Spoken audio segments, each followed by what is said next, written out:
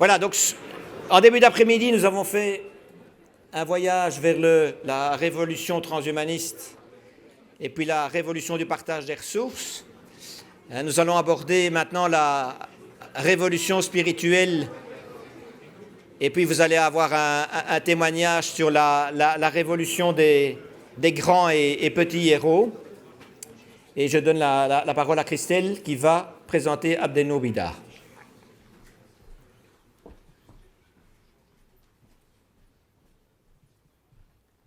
Cher Abdenour Bidar, inlassable rassembleur, indécrottable optimiste, c'est un privilège pour nous de vous écouter ce soir.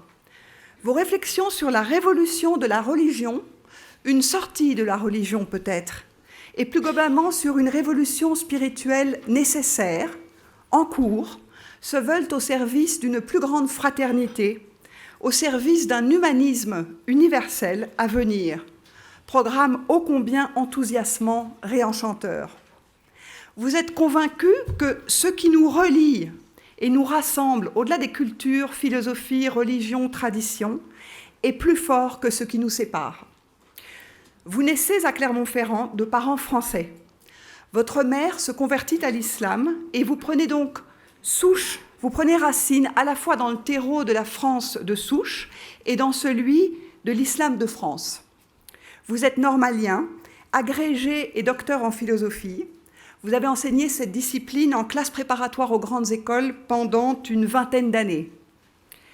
Vous avez été chargé de mission sur la pédagogie de la laïcité au ministère de l'Éducation nationale français.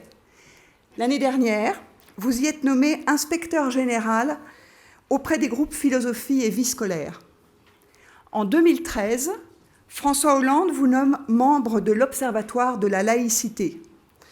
Vous faites partie également en tant que membre du Comité consultatif national d'éthique. Vous présentez, à propos de laïcité, d'ailleurs, cette particularité d'être à la fois acteur sur le terrain de la laïcité et en même temps sur celui de l'islam, que vous appelez à se libérer de ses crispations dogmatiques pour lui permettre de s'ancrer dans la modernité, en particulier en Occident. Vous produisez et animez des émissions de radio sur France Inter et France Culture. Vous êtes membre du comité de rédaction de la revue Esprit. Les sujets du vivre ensemble et de l'identité sont au cœur de vos interventions. Avec la psychologue Inès Weber, qui est présente ici, vous fondez en 2015 le Centre Sésame, centre de culture spirituelle, consacré à explorer, partager, réinventer la vie spirituelle de notre temps. Dans un coming out spirituel, c'est vous qui le nommez ainsi, audacieux, que vous co-signez l'hiver dernier, assorti d'une pétition que je vous invite à signer, vous appelez à la reconnaissance d'une vie bien reliée comme droit spirituel inaliénable de tout être humain. Je ne vais pas déflorer votre conférence en donnant des détails sur ce que vous considérez être une vie bien reliée, vous allez nous en parler. Vous publiez de nombreux ouvrages chez Albin Michel et auprès des éditions Les Liens qui libèrent.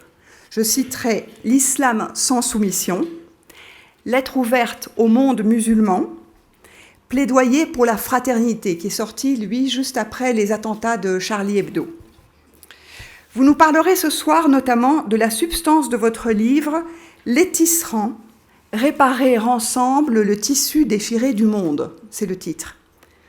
Comme une suite aux propos d'un des intervenants plutôt de la première conférence tout à l'heure, vous y affirmez que face à la mutation imminente de l'homme augmenté, il faut repenser l'éducation et toutes les institutions humaines dans le sens de la culture du lien intérieur. Cela afin d'éviter que les êtres humains, ou peut-être faut-il dire les êtres surhumains, mettent leur force supérieure au service de l'égoïsme et des violences qui l'accompagnent. Je voudrais enfin mentionner votre dernier ouvrage, « Quelles valeurs partager et transmettre aujourd'hui ?» Vous y rassemblez des réponses de différents héritages, différentes traditions humanistes, philosophiques d'Orient et d'Occident sur 30 valeurs essentielles, dont la fraternité, le partage, le courage, l'humilité, la compassion, la tolérance, la simplicité et d'autres. Ce faisant, donc en réunissant les réponses de ces différents héritages sur ces valeurs, vous souhaitez contribuer au rassemblement autour d'un bien commun moral, politique et spirituel, décidément rassembleur. Dans ce livre, vous étudiez également l'optimisme, vertu qui se cultive, comme l'affirment les stoïciens, grandeur d'âme relevant au moins en partie de la responsabilité individuelle vis-à-vis de soi-même. À Transmutation, nous adhérons pleinement à cette conception, convaincus que l'optimisme est bien sûr un moteur d'action bien plus puissant que le pessimisme. Au nom de nous tous ce soir, je vous remercie de nous secouer chacun, tout en nous injectant une bonne dose de cet optimisme dont nous avons tant besoin, en tant qu'acteurs responsables d'accompagner et peut-être pour nombre d'entre vous dans la salle de mener les mutations en cours. Merci.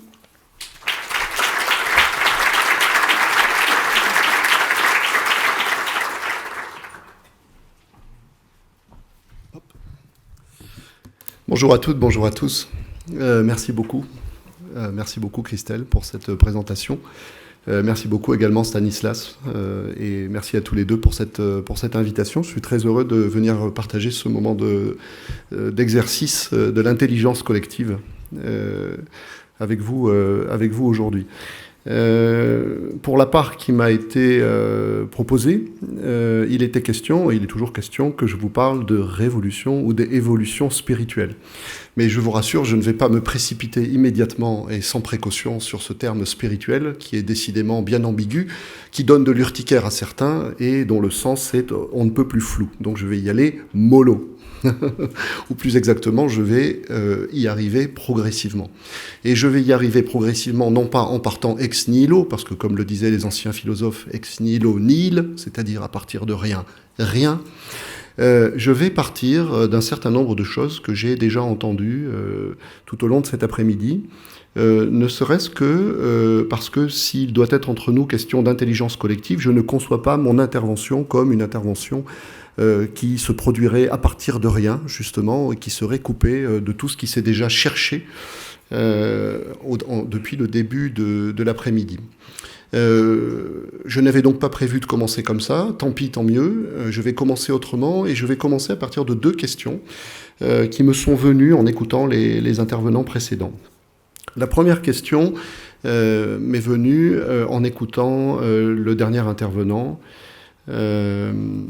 qui nous a parlé de l'allocation universelle, qui nous a parlé donc de cette idée qui est aujourd'hui très discutée, expérimentée dans un certain nombre d'endroits, etc. Bon, si ma mémoire est bonne, un des premiers à en avoir parlé, c'était un économiste français iconoclaste qui s'appelait André Gorz. Et André Gorz avait publié un petit livre que je vous conseille, qui n'a pas pris une ride, malgré que il ait été publié il y a déjà plusieurs décennies. Et ce petit livre avait pour titre, c'est un très joli titre, « La civilisation du temps libéré ». En admettant que... En admettant que, en effet, eh bien, dans notre civilisation humaine ou dans un certain nombre de nos sociétés humaines, demain, nous bénéficions de ce revenu universel qui nous libère du joug de la servitude ancestrale hyper historique du travail. Tu gagneras ton pain à la sueur de ton front. Qu'allons-nous faire de ce temps que nous allons avoir pour la première fois peut-être à notre disposition depuis le début de l'histoire de l'humanité? La civilisation du temps libéré, que va-t-on faire de ce temps libéré? En réalité, cette question m'intéresse parce que elle nous permet de comprendre que cette question de l'allocation universelle et du temps libéré nous reconvoque devant une question humaine, philosophique, humaniste, éternelle, qui est la question de la relation entre des moyens et des fins. Nous, les êtres humains, nous avons mis à notre propre disposition, tout au long de notre histoire, toujours plus de moyens de faire de manière toujours plus économique, au sens premier, originel, radical, c'est-à-dire racinien de l'économie, c'est-à-dire une réflexion sur le faire toujours plus, avec toujours moins de temps et toujours moins d'efforts. C'est le sens même de l'économie, le maximum de résultats à partir de l'investissement d'un minimum de moyens. Donc, dès lors que nous allons avoir du temps libéré, il va falloir se poser la question des fins, c'est-à-dire des finalités. À quoi est-ce que nous allons pouvoir employer tout notre temps ?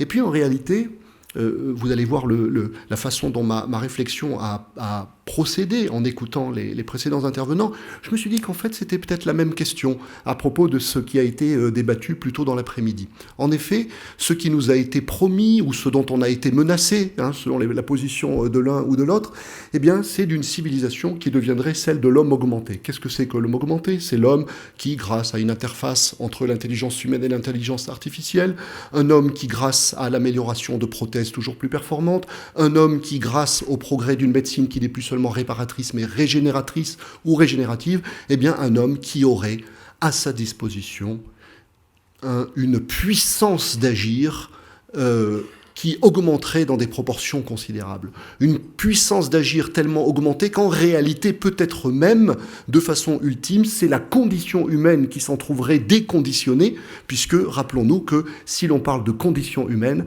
ça veut peut-être dire que l'on est humain parce que l'on est soumis à un certain nombre de conditions d'existence. Conditions de soumission au temps et aux effets dévastateurs et destructeurs du temps, à savoir la souffrance, la vieillesse, et puis toujours l'intervalle qui nous sépare, pas seulement dans le temps, mais également dans l'espace, d'un certain nombre de nos buts. Nous, les êtres humains, il nous a toujours fallu du temps, ne serait-ce que si je veux courir dans cette prairie, pour atteindre la barrière là-bas, il va me falloir du temps. Et voilà que, avec Internet, qui n'est probablement que la préhistoire de quelque chose, c'est tout d'un coup cet intervalle de temps et cet intervalle d'espace, c'est-à-dire cette expérience fondatrice de la condition humaine, qui est l'expérience de la distance, se trouve abolie. Je peux avoir immédiatement accès à quelque chose. Bon, écoutez, tout ça, c'est très joli, c'est fort sympathique, c'est hyper exaltant, c'est même fascinant, c'est du magico-magique, mais pourquoi faire ? Pourquoi faire ? C'est-à-dire que là encore, nous voilà reconduits devant la question des moyens et de la fin.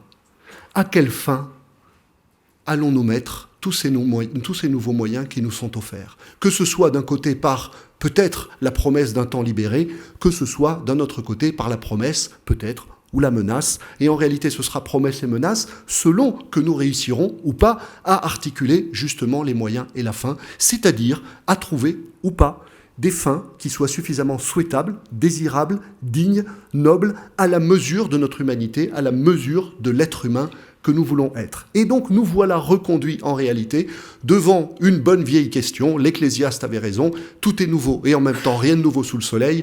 Qu'est-ce qui fait de nous des êtres humains ? Qu'est-ce qui continuera de faire de nous des êtres humains demain ? Qu'est-ce qui continuera de donner du sens, ou peut-être qu'est-ce qui donnera un sens renouvelé, régénéré, nouveau à des existences dans lesquelles le temps sera libéré et dans lesquelles les facultés, absolument toutes les facultés, seront peut-être augmentées au point même que notre condition se trouvera déconditionnée. Vous voyez que de ce point de vue-là, c'est pour cela que je cite l'Ecclésiaste, rien de nouveau sous le soleil, nous voilà simplement reconduit, on doit le reconnaître avec humilité, avec beaucoup de modestie, devant la question du sens. Quel sens allons-nous donner à tout cela ? Et voilà donc l'objet, me semble-t-il, aujourd'hui privilégié pour l'exercice de notre intelligence, à la fois personnelle et collective, parce que, si je le dis à la manière d'Aristote, la question qui se pose ici, c'est la question de ce que les Grecs, Aristote en premier lieu, appelaient le zein, c'est-à-dire le bien vivre, la vie bonne, c'est-à-dire, comme certains l'ont explicité, la vie justifiée. Qu'est-ce qui, dans ces nouvelles conditions d'existence, qui ne cessent pas d'être nouvelles et dont l'accélération de nouveautés nous surprend chaque jour, qu'est-ce qui va continuer de donner du sens à nos existences, c'est-à-dire à en faire à nos propres yeux une existence qui est justifiée, c'est-à-dire qui mérite d'être vécue, et n'oublions pas que dans la notion d'existence justifiée, il y a l'idée d'une vie juste. Qu'est-ce qui va faire de nous des êtres justes ? Qu'est-ce qui va nous donner, à la fois subjectivement et objectivement, la conviction que nous n'avons pas vécu en vain, que nous n'avons pas passé notre temps vainement, comme le dirait Blaise Pascal, à nous divertir ? Qu'est-ce qui va nous donner l'impression que dans le temps qui nous a été donné de vivre, et attention, le problème risque d'être d'autant plus redoutable demain que ce ne seront pas 80 ans ou 100 ans maximum qui nous sera donné de vivre, mais peut-être beaucoup plus longtemps. Imaginez le poids psychologique que nous allons avoir à supporter et à assumer pour continuer à donner du sens à des existences dont le temps, dont la temporalité, dont la durée sera substantiellement augmentée au point qu'il faudra tenir humain 200 ans ou 300 ans. Comment fait-on ? Voyez ? Alors, je suis philosophe de la religion. Et un philosophe de la religion, aujourd'hui, qu'est-ce qu'il dit ? Il dit, paradoxalement, plus on regarde vers l'avant, plus peut-être il est temps de se retourner vers l'arrière. Plus peut-être il est temps de se retourner vers l'arrière, c'est-à-dire d'interroger, mais pas pour le répéter, pas pour le reproduire, mais d'interroger la façon dont nos ancêtres, dans nos différentes sociétés, dans nos différentes cultures, dans nos différentes civilisations, ont donné du sens à la vie humaine. Qu'est-ce qui a donné du sens à la vie humaine ? Et c'est en ce sens-là que j'arrive au spirituel. Parce qu'il me semble qu'il y a, dans les héritages spirituels de l'humanité, les héritages spirituels, vous le comprenez, je le prends au sens large. Le spirituel n'est pas le religieux. Il y a dans le spirituel le religieux, c'est-à-dire qu'en réalité, il y a dans le spirituel toutes les productions symboliques dont il a été question en début d'après-midi, toutes les productions symboliques qui ont donné du sens, qui ont contribué à donner du sens à la vie humaine, qui ont contribué à donner à la vie humaine des horizons de signification, par lesquels, et ça, c'est un mouvement que l'on retrouve dans tous les humanismes de la Terre, des horizons de signification vers lesquels l'humanité s'est sentie à la fois exaltée et par lesquels elle s'est sentie en même temps dépassée. Il y a horizon de sens pour nous, l'être humain, à chaque fois que nous trouvons un idéal, une signification, une vérité, qui à la fois nous écrase et nous exalte, qui à la fois nous dépasse et nous permet d'envisager que nous puissions nous dépasser nous-mêmes. Elle nous dépasse et elle nous permet de nous dépasser nous-mêmes. Elle ouvre notre petit ego à une vie plus vaste, et donc en même temps elle écrase ce petit ego, et en même temps elle l'intègre dans quelque chose qui le traverse. Alors là, à mon sens, on parle de spirituel. On parle de spirituel, c'est-à-dire on parle des choses de l'esprit, on parle des réalités de l'esprit, c'est-à-dire on parle de ce qui donne sens à la vie humaine, de ce qui donne horizon à la vie humaine, et de tout ce qui met, justement parce que c'est un horizon de sens, qui comme tout horizon qui se respecte est inaccessible, ce qui va donner à une existence humaine un support d'élévation. Un support d'élévation. C'est-à-dire qu'il y a sens pour nous les êtres humains, dès lors que nous nous trouvons en face de quelque chose qui nous promet. Mais attention, dans ce domaine comme dans les autres, il peut y avoir de fausses promesses, il peut y avoir des parodies, il peut y avoir des mensonges, il peut y avoir des illusions, mais un horizon qui nous promet un progrès d'être, ça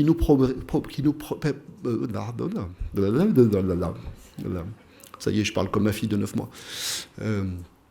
Enfin, la sagesse.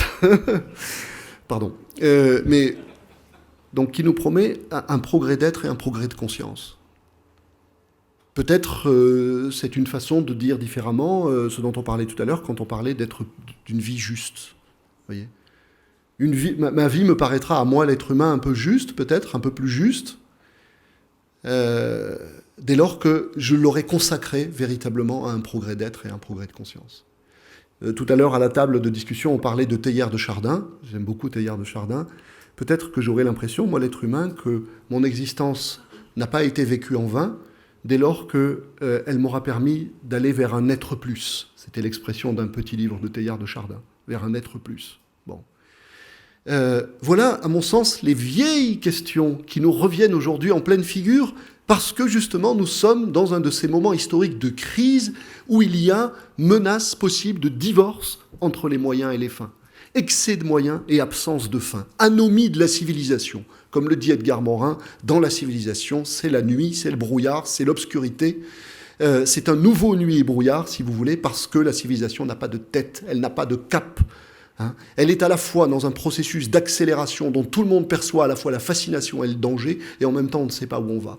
Donc voilà que dans ce moment de crise de civilisation se pose à nouveau la question du sens. Alors tout cela, c'était pour le fond d'écran. Pour le fond d'écran, c'est-à-dire pour vous dire dans quel contexte, eh bien, je réfléchis aujourd'hui à ce que l'intitulé de la conférence qui m'est proposée a appelé une évolution ou une révolution spirituelle. Bon.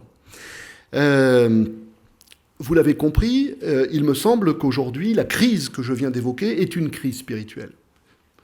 Nous traversons une crise écologique, nous avons traversé une crise financière dont certains nous promettent déjà, et je crois à juste raison, qu'elle devienne à peu près chronique, ou en tout cas qu'elle connaisse des récurrences, hein, étant donné que le système ne change pas. Bon. Nous sommes aujourd'hui dans une civilisation humaine qui est en crise à bien des égards, mais il me semble que la mère de toutes les crises, je l'ai écrit comme ça dans les tisserands, que la mère de toutes les crises, c'est véritablement une crise spirituelle. C'est-à-dire une crise de perte du sens, une crise de besoin de sens. Et dans ce désert de sens où nous sommes, il suffit d'ouvrir une oasis pour que tout le monde se précipite, voir le succès aujourd'hui des radicalités, des idéologies qui promettent du sens clé en main. Voilà comment aujourd'hui, notamment du côté du religieux, je ne parle pas de la religion en général, je parle de la religion lorsqu'elle devient dogmatique, partout où elle devient dogmatique, c'est-à-dire partout où elle prétend fournir des réponses clés en main, justement, eh bien, comment s'étonner aujourd'hui que un nombre important de gens s'y réfugient à nouveau, y retournent à nouveau, alors que nous, occidentaux, nous pensions avoir écrit le sens de l'histoire définitivement, et avec le début de la modernité, nous avions dit, eh bien voilà, la religion, c'est une vieille lune du passé, on peut le jeter dans les oubliettes de l'histoire, maintenant on va passer à la science, on va passer à la raison, on va passer aux lumières, on va passer à l'autonomie du sujet, etc., etc. Sauf que dans l'anomie nouvelle, c'est-à-dire l'absence de direction de la civilisation aujourd'hui dans le monde contemporain, eh bien, la religion revient.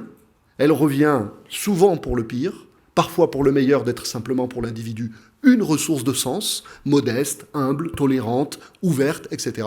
Mais elle revient aussi pour le pire d'être justement un système dogmatique, voire un système fanatique, voire un système radical et violent d'imposition de la vérité. Mais là, en réalité, il y a un symptôme qui déborde largement le cas de ceux qui se sont radicalisés et qui nous renvoie en réalité à nous-mêmes dans notre totalité de civilisation perdue quelque part, lost in translation, si vous voulez, entre des vieilles façons de faire du sens, religieuses et politiques, et un avenir dont personne ne sait ce qu'il sera, avec cette obligation pour notre intelligence collective, ce challenge absolument extraordinaire de refaire à nouveau du sens dans un monde qui, chaque jour, est en train de changer au point tel que notre condition humaine, comme je le disais tout à l'heure, de manière fondamentale, se transforme. Pas de panique, hein, mais je crois que, et c'est en ce sens-là que j'ai entendu l'interpellation de Laurent Alexandre, nous devons secouer véritablement le cocotier, c'est-à-dire prendre conscience que nous sommes affrontés aujourd'hui à des défis qui sont probablement sans précédent à l'échelle de l'histoire. Alors, sur ce fond d'écran, moi j'écris Les Tisserands, ce bouquin. Pourquoi j'écris Les Tisserands ? Pour apporter ma pierre. Quelle pierre ? Une petite contribution. À quoi ? Eh bien, s'il y a crise du sens, s'il y a crise du spirituel, peut-être qu'il s'agit de se réinterroger aujourd'hui sur ce qui donne sens à la vie humaine, sur ce qui donne, comme je le disais tout à l'heure, horizon et valeur à la vie humaine, sur ce qui nous permet, à nous les êtres humains, de nous sentir justifiés, et peut-être un peu justes. Ce qui va permettre peut-être demain à un être humain, quel qu'il soit, au moment de mourir, de se dire « j'ai bien vécu ». Et peut-être qu'au moment de mourir, demain, l'être humain se dira « j'ai bien vécu », alors même qu'il a le choix de continuer à vivre, c'est-à-dire alors même qu'il a le choix de ne pas mourir. Peut-être que demain, la mort passera du côté de la liberté, alors qu'elle a toujours été du côté du déterminisme. Mais ça ne changera rien. Ça peut nous fasciner, mais ça ne changera rien si je ne sais pas, moi, l'être humain, répondre à cette question. Si j'ai vécu 300 ans, mais que j'ai l'impression d'avoir vécu une vie de vanité, le problème existentiel de mon existence restera entier. Alors, je me suis dit, comment est-ce qu'on a fait historiquement pour donner du sens à nos vies ? Comment est-ce qu'on a fait pour faire tendre nos existences vers un être plus ? Eh bien, dans Les Tisserands, je dis, on a fait quelque chose de très simple, que tout le monde peut comprendre, qu'il soit athée, agnostique, croyant, pas besoin de croire en un Dieu pour être sensible à la valeur de cette façon de spiritualiser sa vie. Et cette façon, c'est de créer des liens. Ça a l'air de rien comme ça. Ça a l'air même un peu bené, si vous voulez. Ah, on va créer des liens. Allez hop, ça va être super. Voilà. Mais en réalité, c'est d'une profondeur qu'on découvre ou qu'on redécouvre à chaque fois qu'on approfondit notre réflexion sur la vertu des liens, et notamment de 3 liens dont j'ai parlé dans ce livre, et dont je voudrais, si vous le voulez bien, vous parler un petit peu en y passant un peu de temps, pour mettre en évidence, c'est-à-dire pour vous rendre sensible à justement ce que je viens d'appeler cette vertu du lien. C'est-à-dire cette efficacité, cette puissance, cette capacité du lien à nous installer dans un progrès d'être et de conscience. Dans les tisserands, j'ai parlé de 3 liens notamment dont je voudrais vous parler. Le lien à soi, on n'en parle pas souvent. Le lien à l'autre, on en parle tout le temps. Le lien à la nature et à l'univers, et au moins pour la nature, on s'en préoccupe de plus en plus. Qu'est-ce qui se passe lorsque moi, l'être humain, je mets en culture, ce qui est vraiment le sens originel de la culture, hein. La culture, disait Cicéron, c'est l'agricultura animi, la culture de l'âme. Qu'est-ce qui se passe, moi, l'être humain, quand je mets en culture l'un de ces 3 liens ? Qu'est-ce qui se passe quand, moi, l'être humain, j'ai la chance de vivre dans une société dont l'éducation, dont les structures, dont les institutions sont pensées et organisées pour me permettre de mettre en culture ces 3 liens ? Tiens, question dans la question, sommes-nous dans des sociétés qui sont pensées et organisées, à commencer par l'éducation, en passant par l'ensemble de nos milieux professionnels ? Est-ce que nous sommes dans des sociétés et dans une civilisation qui nous permet la mise en culture de ces 3 liens dont je parle ? On va pouvoir en juger à la façon dont je vais les décrire et montrer justement leur puissance et leur vertu. D'abord, le lien à soi. Qu'est-ce que c'est que le lien à soi ? En quel sens le lien à soi nous permet-il de faire un progrès d'être et un progrès de conscience ? Le lien à soi, c'est l'ancienne question de Socrate, qu'il conseillait au jeune Alcibiade, « Connais-toi toi-même ». Cette question du « connais-toi toi-même » est reprise à l'autre bout de la planète par un sage indien moderne, qui est mort en 1950, qui s'appelait Ramana Maharshi. À chaque fois que quelqu'un venait le voir, il lui disait « Oh, gourou, est-ce que je dois faire plus de jeûnes ? Est-ce que je dois faire plus de prières ? Est-ce que je dois faire plus d'ascèses ? Est-ce que je dois réciter plus de mantras ? Est-ce que je dois me livrer plutôt au karma yoga, ou au bhakti yoga, ou au jnana yoga ?» Il lui disait « Écoute, tu fais ce que tu veux, mais surtout, prends tous les jours un moment de recueillement, assieds-toi, tourne ton regard vers l'intérieur et demande-toi, qui suis-je ? Qui suis-je ? Qui suis-je ? Qu'est-ce qu'il y a au fond de mon humanité ? Est-ce que j'ai spontanément conscience de celui que je suis ? Est-ce que j'ai spontanément conscience des ressources, des talents, des possibilités qui sont enfouis au fond de moi ? Tous nos humanismes nous ont conseillé, comme un exercice quotidien qu'on retrouve aujourd'hui. Regardez le succès de la méditation. Pourquoi le succès de la méditation aujourd'hui ? Parce que nous, les êtres humains, nous sommes tellement en besoin de sens dans nos sociétés que nous retrouvons naturellement les voies anciennes. Et que nous voulons à la fois les retrouver et en même temps les adapter à nos conditions de vie du présent. Et donc aujourd'hui, on veut méditer, mais on veut méditer librement, on ne veut pas que ça corresponde à l'enfermement dans une doctrine, dans un système de croyance. On veut être bouddhiste sans être bouddhiste, si vous voulez. Vous voyez ? Et je ne me moque pas quand je dis ça. C'est difficile ce qu'on essaie de faire aujourd'hui. On essaye de retrouver le sens de voies anciennes, mais d'une façon singulière, qui respecte la singularité de chacun, qui respecte l'autonomie de la personne, qui nous permettent de recréer un lien avec les autres. Dans une méditation, par exemple, qui n'est pas seulement une méditation solitaire, mais qui peut être une communion de méditation, mais sans en même temps que cette communion de méditation m'enferme dans une communauté de croyance. Pourquoi est-ce que tout cela se cherche ? Parce que nous avons l'intuition qu'il y a quelque chose à retrouver du côté du rapport à soi, de la relation à soi. Moi, l'homme augmenté, je vais vivre 200 ans, je vais vivre 300 ans. Moi, l'homme qui va avoir du temps libéré, je vais avoir tout ce temps pour moi. Mais je vais en faire quoi ? Une fois que je me serai inscrit au judo, et puis après, 50 ans plus tard, je me serai inscrit pour faire du deltaplane, et puis 50 ans plus tard, à un moment donné, je vais quand même me revenir vers l'antique question, par une espèce de fatalité humaine, si vous voulez. Et moi, au fait, qui suis-je ? Qu'est-ce qui se cherche profondément dans mon existence ? Qu'est-ce qui fait à la fois de moi essentiellement un être humain, et qu'est-ce qui fait de moi un être humain singulier, complètement différent des autres ? Où est ma singularité? Comment est-ce que je vais pouvoir exprimer ma singularité? Comment est-ce que je vais pouvoir exprimer ma créativité tout à fait personnelle? Comment est-ce que je vais pouvoir apporter au monde ce que personne d'autre que moi ne peut lui apporter?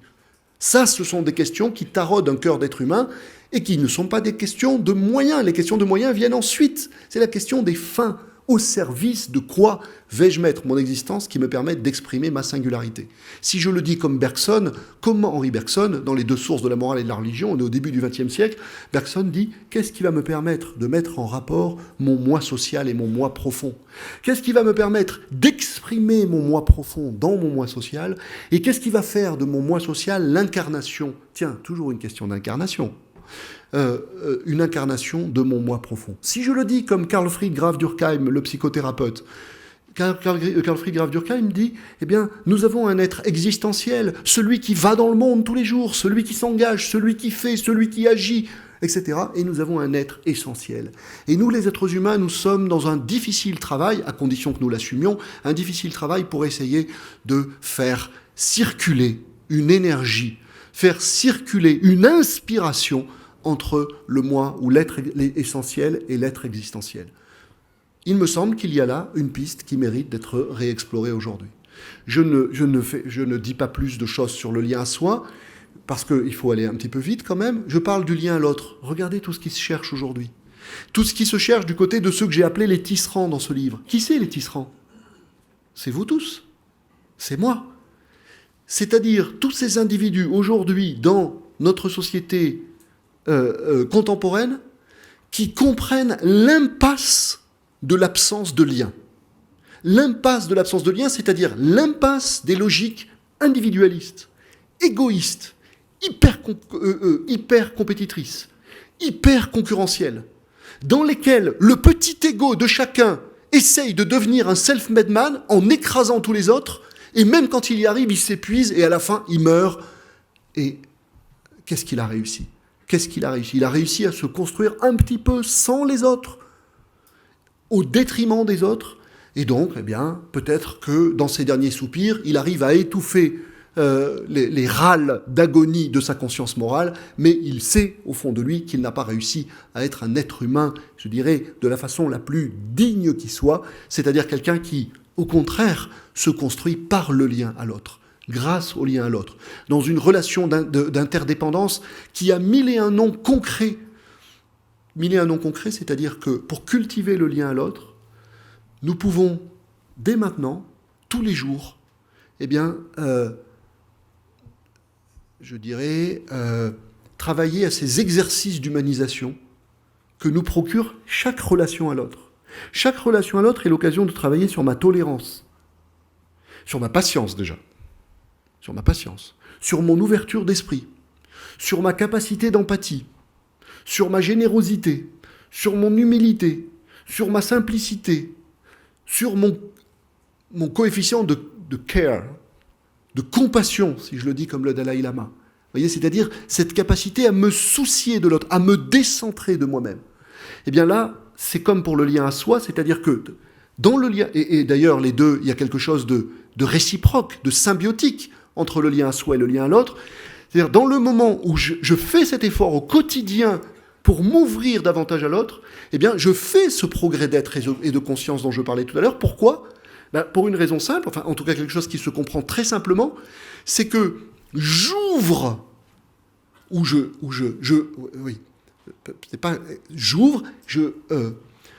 je m'exerce à dépasser les limites habituelles ou ordinaires de mon petit ego, qui lui est naturellement autocentré jusqu'à l'écœurement du narcissisme. Vous voyez ? Et donc, à chaque fois que moi, l'être humain, dans mon existence, je saisis une opportunité, en allant vers l'intérieur ou en allant vers l'autre, de m'ouvrir à quelque chose de plus vaste, de m'ouvrir à une vie plus vaste, de m'ouvrir à des intérêts plus vastes que simplement mes propres intérêts égotiques, eh bien, je fais un progrès d'humanité, je grandis en humanité. Spinoza dirait, je progresse en humanité en persévérant dans mon être et en allant vers cette joie dont parlait Spinoza, qui est quoi ? Eh bien, qui est justement ce qui est éprouvé dans la profondeur de mon être à chaque fois que je fais l'expérience, parce que c'est pas là que ça se passe là. À chaque fois que je fais l'expérience qu'effectivement, oui, ça marche. ma vie est plus digne, ma vie est plus dilatée, ma vie est plus belle, ma vie est plus justifiée à chaque fois que je fais un effort de ce type-là. Et je crois que c'est pareil avec la nature. Hein, c'est-à-dire que c'est le troisième lien que j'évoque dans les tisserands, et c'est le troisième lien que je vois un nombre toujours plus important aujourd'hui de tisserands s'attacher à développer, le lien à la nature, parce que dans le lien à la nature, il y a aussi cette possibilité de se décentrer. Mais alors là, cette fois-ci, de se décentrer XXL, c'est-à-dire de se décentrer d'un point de vue humain. Vous voyez, par exemple, depuis quelques décennies, tous ces philosophes qui font des travaux sur l'idée de faire société au-delà des bornes de la société humaine, faire société avec la nature. Considérer que nous faisons une société, c'est-à-dire que nous établissons une relation de respect, une relation de droit, une relation de devoir, une relation de responsabilité, pas seulement envers les générations futures, mais envers le vivant. Et que nous sommes engagés avec le vivant dans quelque chose que nous avons à construire ensemble. C'est-à-dire que là, si vous voulez, on est au-delà du discours écologique habituel qui dit « Oh là là, la nature, la pauvre chérie, il faut la protéger, parce que sinon, vraiment, on va tous y passer, elle d'abord et puis nous ensuite, les deux en même temps. » Non, non, ça va beaucoup plus loin que ça. C'est-à-dire que la nature, c'est pas seulement une pauvre petite chérie qui est très très très mal en point, c'est une formidable opportunité de cultiver notre humanité dans un ensemble beaucoup plus vaste qui nous appelle non seulement à davantage de générosité, davantage, si je le dis comme Pierre Rabhi, de sobriété, davantage de symbiose, comme le disait déjà Michel Serres dans son contrat naturel en 1990, vous voyez, c'est-à-dire comment trouver à la place de cette relation de parasite qui est la nôtre à la nature ou de prédateur qui est la nôtre à la nature, comment trouver une relation symbiotique. Symbiotique, l'échange symbiotique entre deux organismes, c'est un échange qui est mutuellement profitable. Mais en réalité, dans cette logique de lien, d'interdépendance, d'ouverture, de décentrement, etc., que j'évoque, cette relation symbiotique, vous comprenez qu'elle est évidemment à trouver avec la nature, mais déjà aussi entre nous, les êtres humains. Nous n'avons pas de relation symbiotique, ou pas suffisamment, ou pas encore assez. C'est-à-dire que, à côté de toutes mes relations sociales qui sont fondées sur le respect au moins relatif, sur la tolérance au moins relative, sur le droit et le devoir au moins relatif, etc., eh bien, à côté de tout cela, il y a encore entre nous une prolifération de la violence, une prolifération de l'injustice, une prolifération du mal. Et c'est pour ça que j'évoquais tout à l'heure, en parlant d'Internet, mais l'Internet n'en est pas le seul symptôme, la préhistoire de l'humanité. Nous avons, je cite à nouveau Teilhard de Chardin, nous avons des progrès d'hominisation, d'humanisation à faire qui nous sollicitent. Et je crois que c'est intéressant de le dire comme ça, parce que c'est une façon de ne pas être ni fasciné, ni épouvanté par tout ce qui nous arrive aujourd'hui. Vous voyez, tout ce qui nous arrive aujourd'hui, alléluia, mais à une condition. Le temps libéré, alléluia. La possibilité de s'augmenter, alléluia. Mais ça ne sera alléluia, c'est-à-dire ça ne sera une bonne nouvelle, pour parler comme les anciennes religions. Ça ne sera une bonne nouvelle qu'à la condition que nous ayons le niveau de responsabilité collective qui est à la hauteur des possibilités qui nous sont offertes. Et en l'occurrence, que nous sachions donc cultiver à nouveau, d'une manière qui est à inventer ou à réinventer, tous ces anciens liens qui nous sollicitent. Vous voyez ? Bon. Et je termine sur le lien à la nature. Je termine sur le lien à la nature. Deux choses sur le lien à la nature. La première, peut-être parce que je suis originaire du Massif central. J'ai remarqué que j'avais une sensibilité particulière à la nature comme maîtresse de sagesse.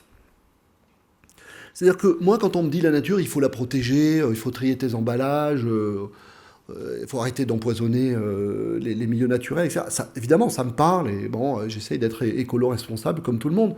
Mais c'est pas ça qui me parle le plus. C'est pas ça qui me parle le plus quand je pense à la nature. Moi, la nature, pour moi, l'expérience de l'enfant dans la nature, de l'enfant que j'étais dans la nature, c'était la suivante. Je suivais mon grand-père dans ses vignes. Je sentais la terre, je sentais la vigne, et je parlais avec cet homme qui était un communiste athée résistant de la Deuxième Guerre mondiale, qui était, donc, je viens de le dire, athée jusqu'à l'os, qui ne croyait pas en Dieu, mais qui, grâce à son contact de la terre, avait une espèce de sagesse naturelle, de mystique naturelle, d'une puissance à couper au couteau. Et je pense qu'il était nourri par sa relation à la nature. Et c'était pas une relation à la nature, je dirais, bobo, qui la voit de loin comme un truc vachement exotique et très très sympa. La nature, pour lui, c'était de la terre sous les ongles et des mains tellement calleuses qu'il pouvait écraser une guêpe comme ça, sans se faire piquer. Vous voyez ? Et je crois que dans ce lien que nous essayons de retrouver à la nature, nous avons beaucoup de choses à réapprendre, ce que nous ont appris toutes les vieilles mythologies, par exemple, vous voyez, qui nous parlaient de la nature comme une déesse de fécondité, qui nous amenait à nous interroger. Relisez, par exemple, Platon, notamment, je pense, c'est le Phédon chez Platon. Relisez ces moments où Platon nous dit, quand vous êtes face au spectacle de la vie, vous vous rendez compte que la relation entre la vie et la mort, elle est très très très subtile. Elle est très complexe. Méditez dans la nature, sur la succession. Si je parle comme le Coran, je suis de culture musulmane aussi, voilà, tout est compatible à condition qu'on y passe du temps. Le Coran dit toujours, médite sur la succession du jour et de la nuit. Médite sur la succession des saisons. L'hiver, le printemps, l'été, l'automne. Qu'est-ce qui se passe ? Ce qui se passe en réalité, c'est cette lutte. Est-ce que c'est une lutte de la vie et de la mort ? Est-ce que c'est une lutte ou est-ce que c'est, si je suis hindou, je dirais, regarde le jeu, J-E-U. Est-ce que c'est un jeu ? Est-ce que c'est, si je suis taoïste, je dirais, regarde la dynamique de ce qui naît, de ce qui meurt, de ce qui a besoin de mourir pour renaître. Qu'est-ce que je peux en tirer en miroir, moi l'être humain, pour ma méditation sur ma propre existence ? Comment est-ce que la vie et la mort vivent en moi ? Qu'est-ce que je peux espérer ? Kant, que m'est-il permis d'espérer ? Une des 4 grandes questions de la philosophie. Qu'est-ce qui m'est permis d'espérer après la mort ? Comment je peux répondre à une question comme ça ? D'abord, même en admettant que je réponde, ça ne sera jamais qu'une réponse pour moi. Mais peut-être que je gagnerai à m'asseoir dans la nature, à toucher la terre, à toucher l'herbe, voyez, à attendre, à aller dans la nature la nuit pour entendre le silence. Est-ce que c'est un silence ? Voyez ? Je crois qu'aujourd'hui, nous qui, peut-être, j'en fais pas une fatalité, allons avoir des existences dans lesquelles nous aurons du temps, non seulement du temps libéré, mais peut-être du temps augmenté. Voyez ? Eh bien, qu'est-ce qu'on va faire de tout ça ? Est-ce qu'il ne serait pas important pour nous de reprendre le fil de vieilles expériences ? L'autre jour, pareil, deuxième chose que je voulais dire sur la nature qui m'a beaucoup frappé il y a quelques jours. J'étais chez moi, je regardais la nature. Oh, c'était pas une nature spectaculaire, il y avait quelques arbres, voilà. Et tout d'un coup, je me suis rendu compte que j'étais particulièrement sensible. Je vais le dire d'abord comme le dit un philosophe, hein, donc pardon, ça va vous paraître un peu abstrait. J'ai été tout d'un coup percuté par la présence de l'être. Par la présence de l'être, c'est-à-dire que je me suis dit, tiens, tu vois, mon petit bonhomme, depuis que tu es petit, tous les jours, l'être est là. Le monde est là. Tu ouvres les yeux le matin et le monde n'a jamais fait défaut. Il n'a jamais été absent. Il a toujours été là. Et ce qui m'a paru très très étrange, et à ce moment-là, j'ai eu l'intuition qu'il y avait quelque chose de très subtil, mais de trop subtil pour être formulé, ou alors il faut être mystique, ou alors il faut être poète, en tout cas pas philosophe, nous on a des gros sabots. Ce qui m'a paru particulièrement subtil, c'est que cette permanence, dont je suis le témoin, dans l'islam, il y a cet article de foi qui dit que la fonction de l'être humain dans l'univers, c'est d'être le témoin. En arabe, on dit shahid, témoin. Eh bien, là, je me suis vraiment... Cet article de foi, ce n'était pas une croyance, c'était une expérience. Je me suis rendu compte que depuis que je suis né, je suis le témoin de quelque chose qui est très mystérieux, qui est très troublant, qui fait que l'être, il est toujours là, et en même temps, il est toujours différent. Mais jamais il ne fait défaut. Qu'est-ce qui m'est dit là-dedans ?